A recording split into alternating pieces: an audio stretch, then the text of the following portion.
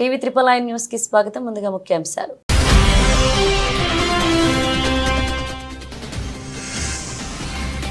ఇంద్రకీలాద్రిపై వైభవంగా ప్రారంభమైన దేవి శరణ్ నవరాత్రి ఉత్సవాలు.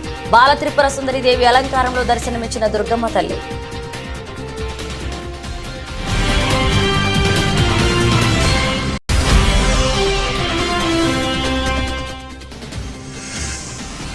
బందర పోర్టును పరిశీలించిన సీఎం చంద్రబాబు నాయుడు. 2025 నాటికి బందర పోర్టును పూర్తి చేస్తామన్న సీఎం.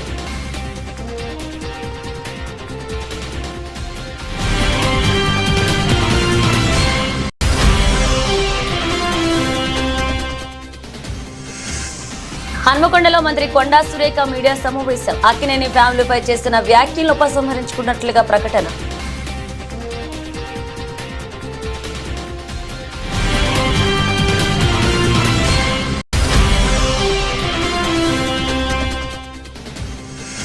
దేశంలోనే అత్యంత బలమైన పార్టీగా వైఎస్ఆర్సీపీని నిలబడే దృఢ సంకల్పంతో అడుగులు వేస్తున్నాను. పార్టీ అనుబంధ విభాగాల అధ్యక్షులకి వైఎస్ జగన్ దిశానిర్దేశం.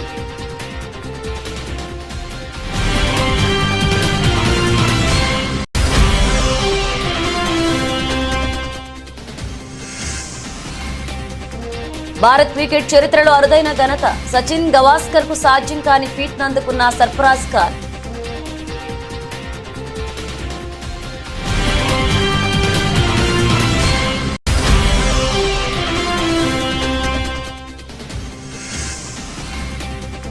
భారీ నష్టాలు స్టాక్ మార్కెట్లు. 1% పైగా నష్టాలతో ప్రారంభమై సెన్సెక్స్ నిఫ్టీ సూచీలు.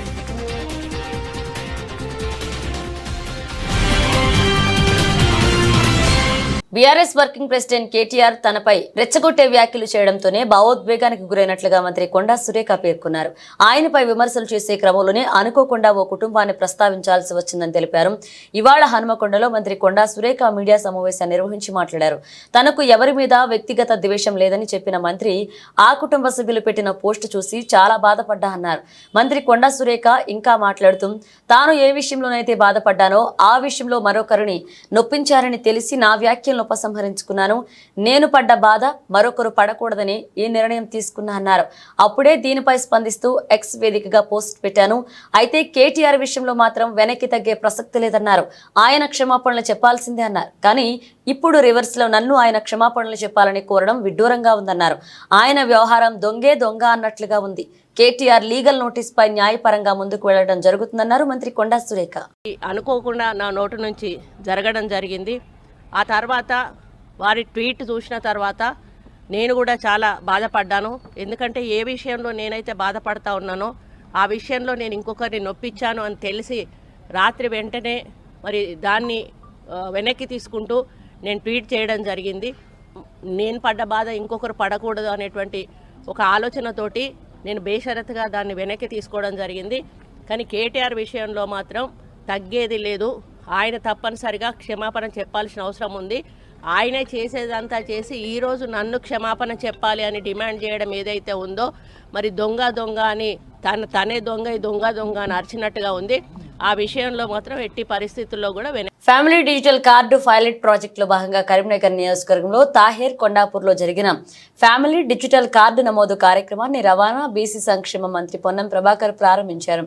మంత్రి స్వయంగా గ్రామంలో పలు నివాసాలకు వెళ్లి సభ్యుల వివరాలు నమోదు చేయించారు. ఫ్యామిలీ డిజిటల్ కార్డులో కుటుంబ సభ్యుల సంఖ్య, గుర్తింపు, ఫోటో తదితర వాటి వివరాల సేకరణను పరిశీలించారు. అనంతరం మాట్లాడుతూ రాష్ట్రంలో ఆధార్ కార్డు వలె ప్రతి కుటుంబానికి డిజిటల్ కార్డు ఇవ్వాలని ప్రభుత్వం నిర్ణయం తీసుకుందని తెలిపారు. ఈరోజు హైదరాబాద్లో సికింద్రాబాద్ కంటోన్మెంట్లో గౌరవ ముఖ్యమంత్రి గారి చేతుల మీదుగా ఫ్యామిలీ డిజిటల్ కార్డుకు సంబంధించిన పైలట్ ప్రాజెక్టు కార్యక్రమాన్ని లాంఛనంగా ప్రారంభిస్తున్నారు. ఈ కార్యక్రమం రాష్ట్రం మొత్తం మీద 119 శాసనసభ నియోజకవర్గాల్లో గ్రామీణ ప్రాంతం నుంచి ఒక గ్రామం, పట్టణ ప్రాంతం నుంచి ఒక గ్రామం, ఒకవేళ మొత్తం పట్టణ ప్రాంతం అయితే 2 వార్డులు, మొత్తం గ్రామీణ ప్రాంతం అయితే 2 గ్రామాలను తీసుకొని పైలట్ ప్రాజెక్టుగా ఈ కార్యక్రమాన్ని ప్రారంభిస్తూ ఉన్నాం. దీనితో భవిష్యత్తులో తెలంగాణ యావత్తు మొత్తం ఎంతమంది అయితే పౌరులు ఉన్నారో వాళ్ళందరికీ ఎన్ని కుటుంబాలు ఉన్నాయో కుటుంబాల పరంగా ఒక ఫ్యామిలీ డిజిటల్ కార్డు ఇవ్వాలనేటువంటి సంకల్పం తీసుకొని వస్తాను. ఇందులో వచ్చే వాళ్ళు మీ ఆస్తుల వివరాలు, మీకు సంబంధించిన ఇతర ఏమి ఆర్థిక లావాదేవీల గురించి అడగరు. మీ కుటుంబ సభ్యుల సంఖ్య, వారికి సంబంధించిన ఒక గ్రూప్ ఫోటో.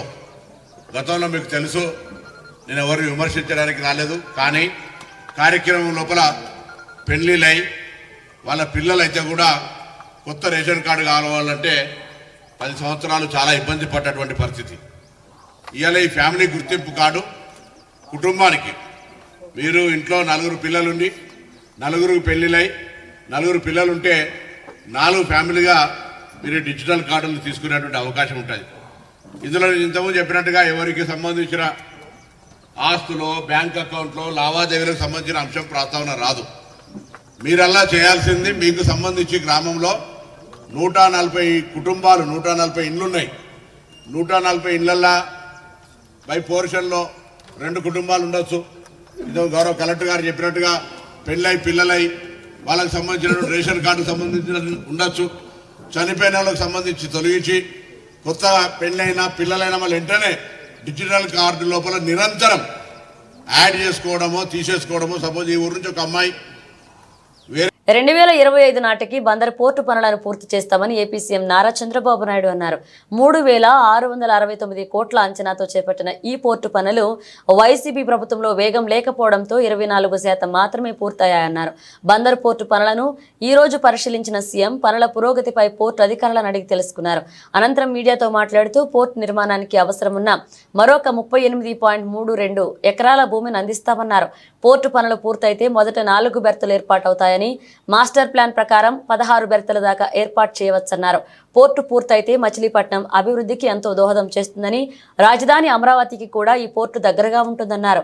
అవసరమైన రోడ్లు, police training centre stream line, అలాగే నీటి సదుపాయం కల్పిస్తామన్నారు. కంటైనర్ పోర్టు కింద ఇంటిగ్రేట్ చేస్తే తెలంగాణతో పాటు పలు రాష్ట్రాలు ఉపయోగపడుతుందని అభిప్రాయపడ్డారు. ఈ పోర్టు కోసం ఏళ్ల కొద్దీ ఉద్యమాలు నడిచాయని గుర్తు చేశారు. ప్రాధాన్యతను గుర్తించి తాను పోర్టు పనులను ప్రారంభిస్తే తర్వాత వచ్చిన పాలకుల విధానాలు మార్చి నిర్లక్ష్యం చేశారన్నారు. దగ్గర 3,669 కోట్ల రూపాయల ఖర్చుతో పీపీ మోడల్లో ఈ ప్రాజెక్టు పూర్తి అవ్వాలి. అక్టోబర్ 2025కే పూర్తి చేయాల్సిన అవసరం ఉంది.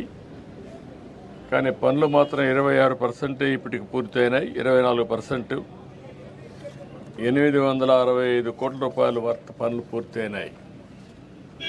రేపు ఎల్లుండో డెవలపర్ పిలిపించి గట్టిగా చెప్తాను, చెప్పి ఎట్టి పరిస్థితిలో 25కు పూర్తయ్యేట్టుగా ఈ ప్రాజెక్ట్ని స్పీడప్ చేస్తాం. దీంట్లో కూడా నేను అక్కడ పోయినప్పుడు ఒక నోటు కూడా ఇచ్చారు, చూశాను. గవర్నమెంట్ ల్యాండ్ ఒక 32 ఎకరాలు ఇవ్వాలి, ఒక 6 ఎకరాల 36 సెంట్లు అక్వైర్ చేయాలి. మొత్తం కలిసి ఈ ప్రాజెక్టుకి 38 ఎకరాల 36 సెంట్లు ఇవ్వాలి. అది కూడా కలెక్టర్ చెప్పాను. ఆ వర్క్ కూడా ఇమ్మీడియట్ కంప్లీట్ చేస్తారు. ఇది అయిన తర్వాత ఇక్కడ మొత్తం స్టార్టింగ్ 4 బర్తలు వస్తాయి. అల్టిమేట్గా మాస్టర్ ప్లాన్లో 16 వరకు వెళ్ళే అవకాశం ఉంటుంది. ఫైనల్ ప్రాజెక్టులో 3,696 ఎకరాలు ల్యాండ్ కూడా కావాలి. ఇప్పుడిప్పుడే స్పీడప్ అవుతుంది. దీన్ని పూర్తిగా ఇంకా స్పీడప్ చేసి మళ్ళీ ఈ ప్రాజెక్టు పూర్తయితే మచిలీపట్నానికి ఒక అభివృద్ధికి దోహదం చేసే అవకాశం వస్తుంది. రెండోది కూడా ఇది పెద్దపల్లి జిల్లా రామగుండం పోలీస్ కమిషనరేట్ ఆవరణంలో Kaleshwaram zonal level police duty meet నిర్వహించారు. తెలంగాణ రాష్ట్ర వ్యాప్తంగా మొదటిసారిగా రామగుండం, ములుగు, ఆసిఫాబాద్, భూపాలపల్లి ఏరియాలకు సంబంధించిన పోలీస్ డ్యూటీ మీట్ ఏర్పాటు చేశారు. ఈ సందర్భంగా రామగుండం పోలీస్ కమిషనర్ శ్రీనివాస్ పాల్గొని వివిధ పోలీస్ బలగాలతో గౌరవ వందనం స్వీకరించారు. అనంతరం పోలీస్ పని విధానం, నేర పరిశోధన, dog squad, bomb squad, medical, scientific, computer తదితర విభాగాలతో పోలీస్ సిబ్బందికి పోటీలు నిర్వహించారు. 2 రోజుల పోటీలు నిర్వహణ అనంతరం తిరిగి రాష్ట్ర స్థాయి పోటీలకు పంపించేందుకు సన్నాహకాలు చేస్తామని సిపి శ్రీనివాసులు తెలిపారు. తెలంగాణ ఫార్మేషన్ అయిన తర్వాత first time police duty meet జరుగుతుంది 10 ఏళ్ల తర్వాత. దీంట్లో మీకు అందరికి తెలుసు పోలీస్ యొక్క స్కిల్స్ ఏవేవి ఉన్నాయో దాంట్లో అన్నింటిలోనూ మా పోలీస్ ఆఫీసర్స్ అందరూ పార్టిసిపేట్ చేసి ఎవరికి ఎలా స్కిల్స్ ఉన్నాయి దానిలో ప్రైజెస్ ఉంటాయి. ఫస్ట్ కమిషనరేట్ లెవెల్లో 25th రోజు జరిగింది. దాంట్లో సెలెక్ట్ అయిన వాళ్ళు పక్కకు ఒక లిస్టు తయారు చేయబడింది. మళ్ళీ ఈ యొక్క జోన్ కాళేశ్వరం జోన్లో ఉన్న అందరు ఆఫీసర్స్ అందరూ ఎవరైతే దాంట్లో ఇంట్రెస్ట్ ఉన్న వాళ్ళందరూ పేర్లు ఇవ్వడం జరిగింది. వాళ్ళందరూ ఇక్కడ రావడం జరిగింది. వాళ్ళందరూ ఇప్పుడు తమ యొక్క ఆస్పెక్ట్స్లో వాళ్ళ యొక్క ఈవెంట్స్లో వాళ్ళు ఎంత ప్రావీణ్యత సంపాదించారు, ఎలా చేశారనేది చూపిస్తారు. ఇప్పుడు వాళ్ళు దాంట్లో ఉన్న సెలక్షన్ లిస్ట్ని చేసి ఈరోజు రేపు ఆ ఈవెంట్స్ అన్ని సెలక్షన్స్ జరుగుతాయి. ఇవి అన్నీ కలిపి మళ్ళీ స్టేట్ లెవెల్లో పార్టిసిపేట్ చేయడానికి వెళ్తారు. సో నేను అందరికీ ఈరోజు వెల్కమ్ చెప్తూ రామగుండం కమిషనరేట్ అండ్ కాళేశ్వరం జోన్లో ఉన్న ఆఫీసర్స్ అందరూ చాలా ఖచ్చితత్వాన్ని పాటించి చాలా అక్యురేట్గా మీరు స్టేట్ లెవెల్ మీట్లో పార్టిసిపేట్ చేసి మన కాళేశ్వరం జోను ముఖ్యంగా మన కమిషనరేట్లో చాలా మట్టుకు చాలా మాక్సిమం ప్రైజెస్ తీసుకురావాలని నేను ఆశిస్తున్నాను. I hope my officers will definitely get the prizes. Recent గా మనకు 3 అవార్డ్స్ వచ్చినాయి. కమిషనర్ 4 నెలల్లోనే చంద్రబాబు సర్కార్పై ప్రజల్లో తీవ్ర వ్యతిరేకత వచ్చిందని, బాబు మోసాలపై ప్రజలు ఆగ్రహంతో కూడా ఉన్నారని వైఎస్ఆర్సీపీ అధ్యక్షుడు మాజీ సీఎం వైఎస్ జగన్మోహన్ రెడ్డి అన్నారు. ఆయన పార్టీ అనుబంధ విభాగాల నేతలతో సమావేశమయ్యారు. రానున్న రోజుల్లో పార్టీ నిర్వహించాల్సిన కార్యక్రమాలపై చర్చించారు. ఈ సందర్భంగా ఆయన మాట్లాడుతూ చంద్రబాబు దుష్ట రాజకీయాలపై మండిపడ్డారు. సూపర్ 6 లేదు, సూపర్ 7 లేదు, స్కూళ్లు, చదువులు, విద్యా దీవెన, వసతి దీవెన పోయాయి, అమ్మఒడి, ఆసుపత్రులు, ఆరోగ్యశ్రీ పోయాయి, డోరు డెలివరీ, వాలంటీర్ల వ్యవస్థ పోయింది, రైతు భరోసా, వ్యవసాయం కూడా పోయింది. ఇలా అన్ని అంశాల్లో పరిపాలన కుప్పకూలిందన్నారు జగన్. విద్య, వైద్య, ఆరోగ్యం, వ్యవసాయ రంగాల్లో రాష్ట్రం తిరోగమనంలో ఉందన్నారు. రెడ్ బుక్ పరిపాలన కొనసాగుతుందన్నారు. తప్పుడు కేసులు పెడుతున్నారు. లా అండ్ ఆర్డర్ ఎక్కడా కనిపించడం లేదని విమర్శించారు. పారదర్శకత అన్నది ఎక్కడా లేదని వైఎస్ జగన్ నిలదీశారు. సో ఒక స్ట్రక్చర్డ్ పద్ధతిలో పార్టీ బలోపేతానికి గ్రామ స్థాయి నుంచి పార్టీ ఆర్గనైజ్డ్ స్ట్రక్చర్గా తయారు చేయడం కోసం, ఆర్గనైజ్డ్గా ఉండేదానికోసం బిల్డింగ్ స్ట్రక్చర్ తీసుకొచ్చే కార్యక్రమం చేస్తూ ఉన్నాం. ఆ దిశగా అడుగులు సీరియస్గా వేస్తూ ఉన్నాం. ఇప్పటికీ 4 నెలలు అయిపోయింది. ఇప్పటికే ప్రభుత్వం మీద వ్యతిరేకత గమనిస్తూనే ఉన్నాం. ఒక పక్క సూపర్ 6లు లేవు, ఒక పక్క సూపర్ 7లు లేవు, ఒక పక్క అబద్ధాలు అన్నది మోసం కింద కన్వర్ట్ అయిపోయింది. మోసం కింద కన్వర్ట్ అయింది, కోపం కింద కన్వర్ట్ అవుతుంది ప్రజల్లో. అన్ని విషయాలలోనూ ఈ ప్రభుత్వం పూర్తిగా అన్ని రకాలుగాను ఇదే రకమైన కొలాప్స్ అయ్యే పరిస్థితిలోకే పాలన ఉంది. స్కూళ్ళు పోయినాయి, ఫీజు రీయింబర్స్మెంట్లు పోయినాయి, హాస్పిటళ్ళు పోయినాయి, ఆరోగ్యశ్రీలు పోయినాయి, ఆరోగ్య ఆశ్రయాలు పోయినాయి, డోర్ డెలివరీ పోయింది, జన్మభూమి కమిటీలు వచ్చినాయి. సో ఎన్ని కనిపిస్తూ ఉన్నాయండి. చదువులు లేవు, చదువులు పోయినాయి, వ్యవసాయం పోయింది, పెట్టుబడి సాయం పోయింది, ఫ్రీ ఇన్సూరెన్స్ పోయింది, ఆర్బీకేలు పోయినాయి, అన్నీ పోయినాయి. పూర్తిగా గవర్నెన్స్ అంటే ఏదైతే మార్గదర్శకంగా రోల్ మోడల్గా నిలబడాల్సిన రంగాలు వ్యవసాయము, చదువులు, వైద్యము, 3 రంగాలు తిరోగమనమే. గవర్నెన్స్ అనేది లేదు. ఇష్టం వచ్చినట్టుగా దొంగ కేసులు పెట్టి రెడ్ బుక్ పరిపాలనతో దొంగ కేసులను ప్రోత్సహిస్తూ ఉన్నారు. గవర్నెన్స్ అనేది పూర్తిగా పోయింది. లా అండ్ ఆర్డర్ ఎక్కడా లేదు. డోర్ డెలివరీ అనేది గాలికి ఎగిరిపోయింది. ఇంతకుముందు పారదర్శకతంగా ఇచ్చే పరిస్థితి ఈరోజు పారదర్శకత అనే పదం లేక ఈరోజు విజయవాడలో కనీసం ఫ్లడ్ ఎన్యూమరేషన్ చేయలేని పరిస్థితి. ఇన్ని ఇళ్ళు మునిగినాయి, ఈ మునిగిపోయిన ప్రతి ఇంటికి సహాయం చేయాలనుకుంటే కనీసం ఆ ఇళ్ళకు కూడా సహాయం చేయలేని పరిస్థితి. ఇప్పుడు కలెక్టర్ల దగ్గర చుట్టుముడుతున్నారు ప్రజలు. అంటే ఒక ట్రాన్స్పరెన్సీ లేదు, ఒక పారదర్శకత లేదు. కొందరికే నచ్చినోనికే ఇవ్వాలనుకుంటే ఇస్తారు. ఇవన్నీ స్టార్ట్ అయిపోయినాయి. 4 నెలలకే ప్రభుత్వం మీద వ్యతిరేకత అన్నది తారాస్థాయికి వెళ్ళిపోయి, ఏ తారాస్థాయికి వెళ్ళిపోయిందనంటే ఫార్మాసిటీకి వ్యతిరేకంగా పోరాటం చేస్తున్న రైతులకు మద్దతు తెలిపేందుకు గురువారం మాజీ మంత్రి హరీష్ రావు సంగారెడ్డి జిల్లాలోని న్యాల్కల్ మండలం డప్పూరు గ్రామానికి చేరుకున్నారు. ఈ సందర్భంగా ఆయన మాట్లాడుతూ రేవంత్ రెడ్డి నువ్వు సీఎం వాలేక రియల్ ఎస్టేట్ బ్రోకర్వా అంటూ విమర్శించారు. ఫార్మాసిటీ పెట్టడానికి 15,000 ఎకరాలు జాగా తయారు చేసి పెట్టి ఉంది. అక్కడ ఫార్మాసిటీ పెట్టవయా అంటే రేవంత్ రెడ్డి అక్కడ రియల్ ఎస్టేట్ ప్రారంభించి బ్రోకర్ అవుతాను అంటా అని హరీష్ రావు ధ్వజమెత్తారు. ఈ కార్యక్రమంలో హరీష్ రావు వెంట ఎమ్మెల్యేలు మాణికరావు, చింతా ప్రభాకర్, బీఆర్ఎస్ నాయకులు పాల్గొన్నారు.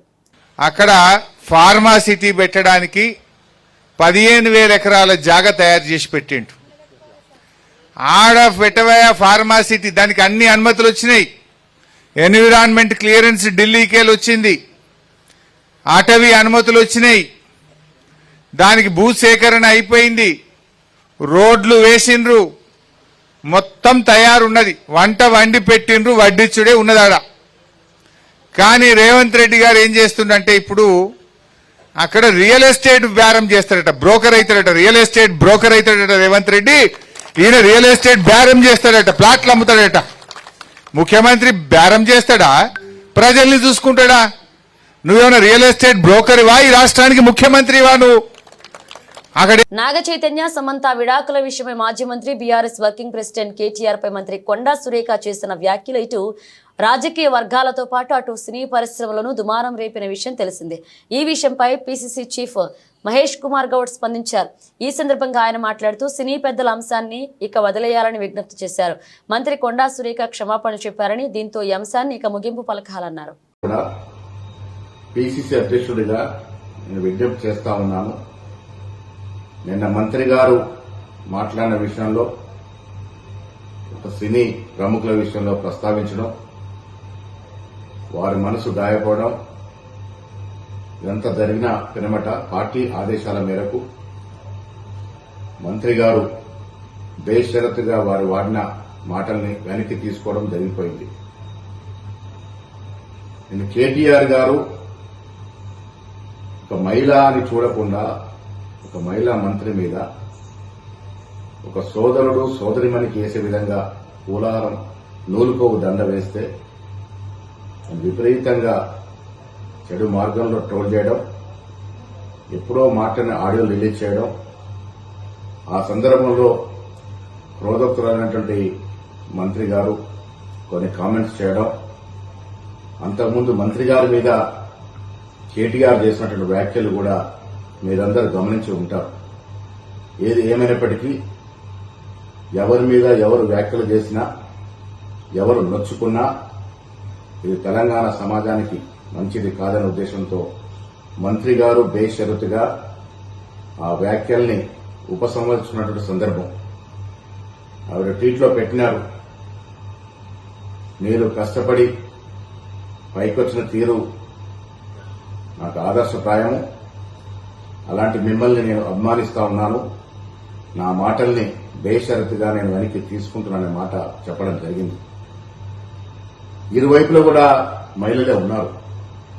మొదటగా మంత్రి గారి మీద కేటీఆర్ చేసిన వ్యాఖ్యలు, పెట్టిన ట్రోల్స్, వివిధ సోషల్ మీడియాలో వచ్చినటువంటి అభ్యంతరకరమైనటువంటి ట్వీట్స్ మీరందరూ కూడా గమనించే ఉండుంటారు.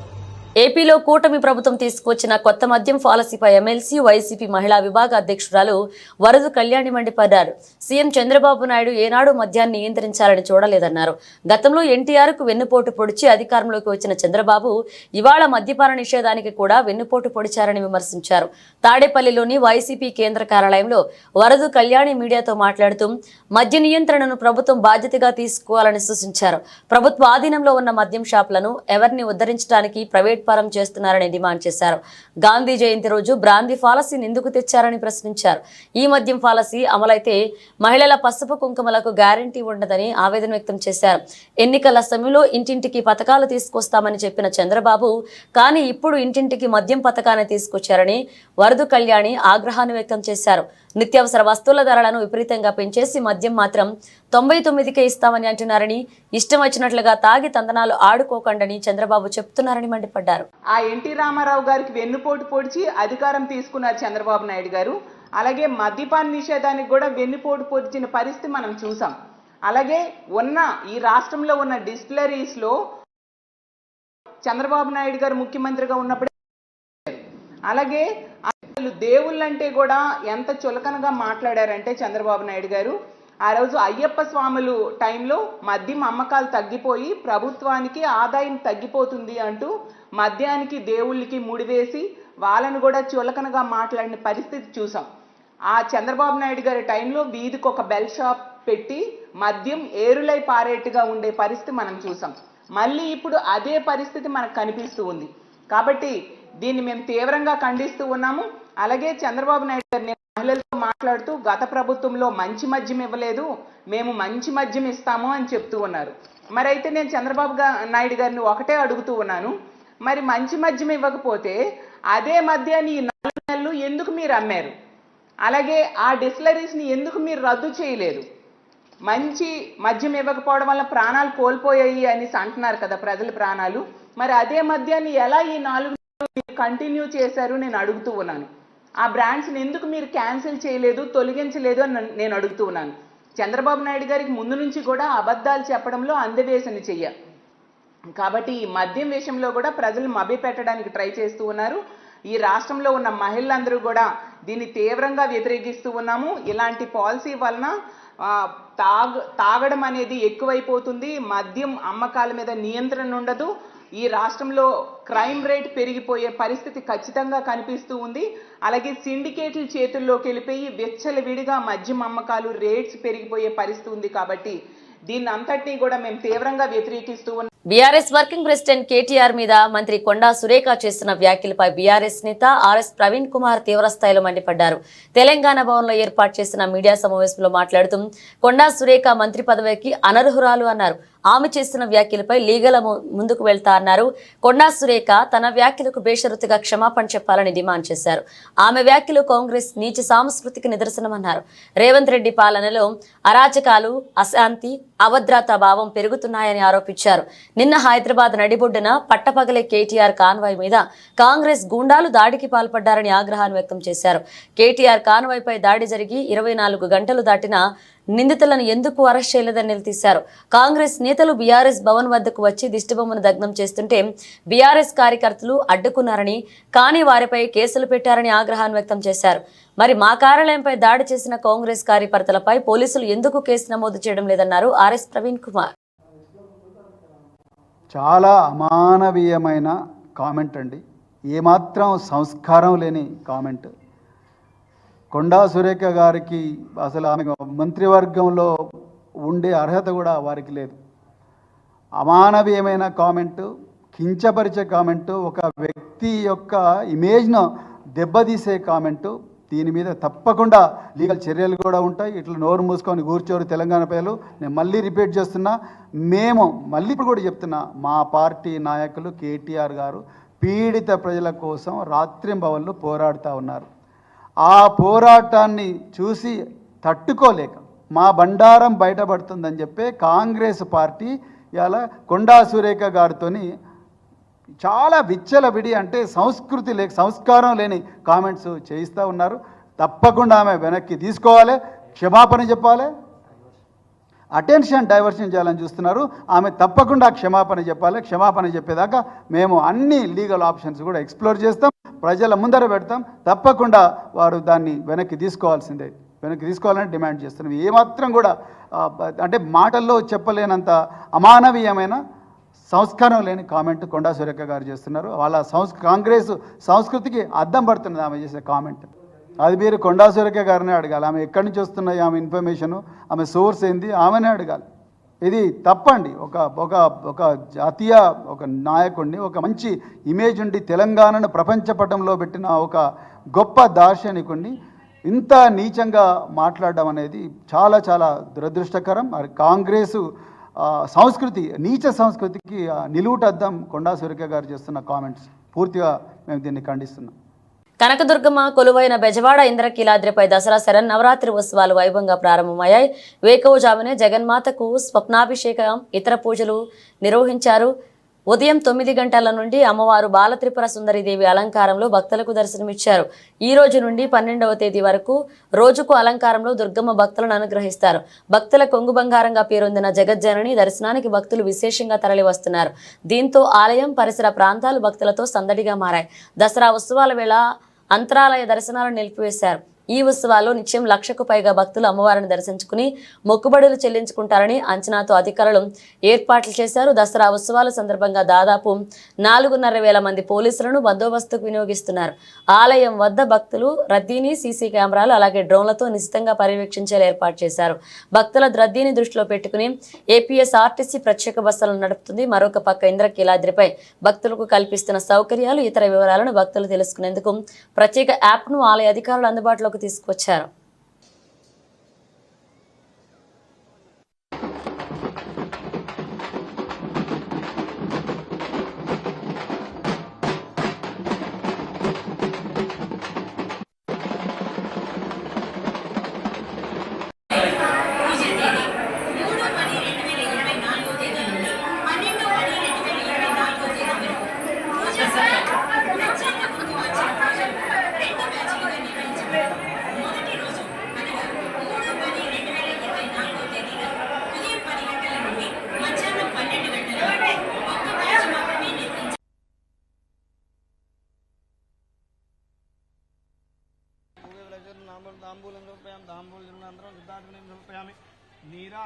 టీమిండియా యువ ఆటగాడు సర్ఫరాజ్ ఖాన్ అరుదైన ఫీట్ను నమోదు చేశాడు. ఇరానీ కప్లో భాగంగా రెస్ట్ ఆఫ్ ఇండియాతో జరుగుతున్న మ్యాచ్లో ముంబై తరపున డబుల్ సెంచరీ సాధించిన తొలి క్రికెటర్గా సర్ఫరాజ్ 221 బ్యాటింగ్ చరిత్ర సృష్టించాడు. 42 సార్లు రంజీ ఛాంపియన్షిప్ అయిన ముంబై జట్టుకు ఇప్పటికే ఎంతో మంది దిగ్గజ క్రికెటర్లు ఆడారు, కానీ ఎవరూ ఇప్పటి వరకు ద్విశతకం నమోదు చేయలేదు. భారత దిగ్గజాలు సునీల్ గవాస్కర్, సచిన్ టెండూల్కర్లకు కూడా ఈ ఫీట్ సాధ్యం కాలేదు. దాన్ని సర్ఫరాజ్ చేసి చూపించాడు. ఇక ఇరానీ కప్ చరిత్రలో ఇప్పటి వరకు ఇతర జట్లకు చెందిన Wasim Jaffer, Ravi Shastri, Praveen Amre, Yashasvi Jaiswal, rest of India మాత్రమే డబుల్ సెంచరీలు చేశారు. ఇప్పుడు ఈ జాబితాలో సర్ఫరాజ్ ఖాన్ చేరాడు. ఇదిలా ఉంటే సర్ఫరాజ్ అజయ ద్విశతకంలో 25 బౌండరీలు, 4 సిక్సర్లు ఉన్నాయి. అలాగే 80 స్టేక్ రేట్తో ఈ పరుగులు సాధించాడు. ఇది అతని 15వ ఫస్ట్ క్లాస్ సెంచరీ. మరోవైపు ముంబై కెప్టెన్ అజింక్య రహానే కూడా త్రుటిలో శతకం చేకూర్చుకున్నాడు. 97 రన్స్ చేసి అవుట్ అయ్యాడు. దీంతో 40వ ఫస్ట్ క్లాస్ సెంచరీని కోల్పోయాడు. ఇజ్రాయెల్, ఇరాన్ మధ్య తీవ్ర ఉద్రిక్త పరిస్థితులు ఈ ప్రాంతంలో యుద్ధ మేఘాలు కమ్ముకొనడం గ్లోబల్ స్టాక్ మార్కెట్లపై ప్రతికూల ప్రభావాన్ని చూపిస్తున్నాయి. భారత ఈక్విటీ మార్కెట్లలోనూ ఈ ప్రతికూల పరిస్థితులు కనిపిస్తున్నాయి. ఇవాళ భారత స్టాక్ మార్కెట్లు భారీ నష్టాలతో ప్రారంభమయ్యాయి. సెన్సెక్స్, నిఫ్టీ సూచీలు తీవ్ర నష్టాల్లో కొనసాగుతున్నాయి. సెన్సెక్స్ ఏకంగా 1264.2 పాయింట్లు పతనమై 83,002.09 వద్ద ప్రారంభమైంది. ఇక నిఫ్టీ 50 సూచీ 345.3 పాయింట్లు దిగజారి 25,451.60 వద్ద ఆరంభమైంది. ఉదయం 11 గంటల సమయానికి సెన్సెక్స్ కాస్తంత కోలుకుని 954.50 పాయింట్లు అంటే 1.13% నష్టంతో 83,311.69 పాయింట్లు కదలాడుతోంది. ఇక ఎన్ఎస్ఈ నిఫ్టీ 50 సూచీ 11 గంటల సమయానికి 295.80 పాయింట్లు అంటే 1.15% నష్టపోయి 25,501.00 వద్ద ట్రేడ్ అవుతుంది. మధ్య ఆసియాలో నెలకొన్న ఉద్రిక్త పరిస్థితులతో అంతర్జాతీయంగా చమురు ధరలు పెరగొచ్చని, చమురు సరఫరాలో అంతర్జాతీయాలు ఏర్పడొచ్చని భయాందోళన ఇన్వెస్టర్ల సెంటిమెంట్ను ప్రతికూలంగా మార్చాయి. మార్కెట్లలో పెట్టుబడులను ఉపసంహరించుకునేందుకు మదుపరులు మొగ్గు చూపారు. చమురు, గ్యాస్, ఉక్కు, బ్యాంకింగ్తో పాటు ఇతర రంగాల షేర్లలో అమ్మకాలు జోరు కనిపించింది. బులెటిన్ ముగించే ముందు హెడ్లైన్స్ మరోసారి.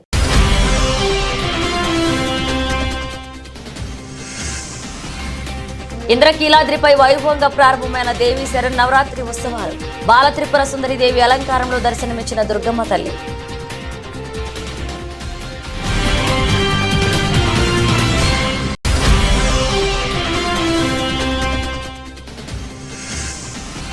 బందర పోర్టును పరిశీలించిన సీఎం చంద్రబాబు నాయుడు. 2025 నాటికి బందర పోర్టును పూర్తి చేస్తామన్న సీఎం.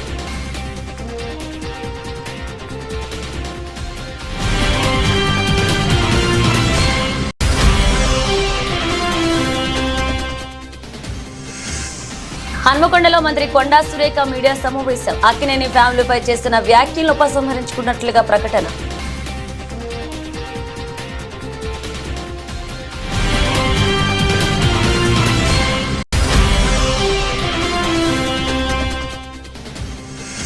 దేశంలోనే అత్యంత బలమైన పార్టీగా వైఎస్ఆర్సీపీని నిలబడే దృఢ సంకల్పంతో అడుగులు వేస్తున్నాను. పార్టీ అనుబంధ విభాగాల అధ్యక్షులకి వైఎస్ జగన్ దిశానిర్దేశం.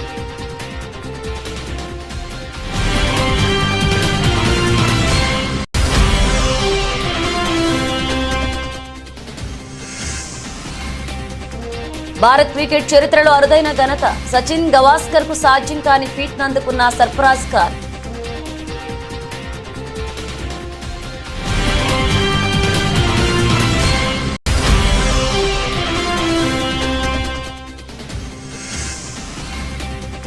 భారీ నష్టాల్లో స్టాక్ మార్కెట్లు. 1% పైగా నష్టాలతో ప్రారంభమై సెన్సెక్స్, నిఫ్టీ సూచీలు.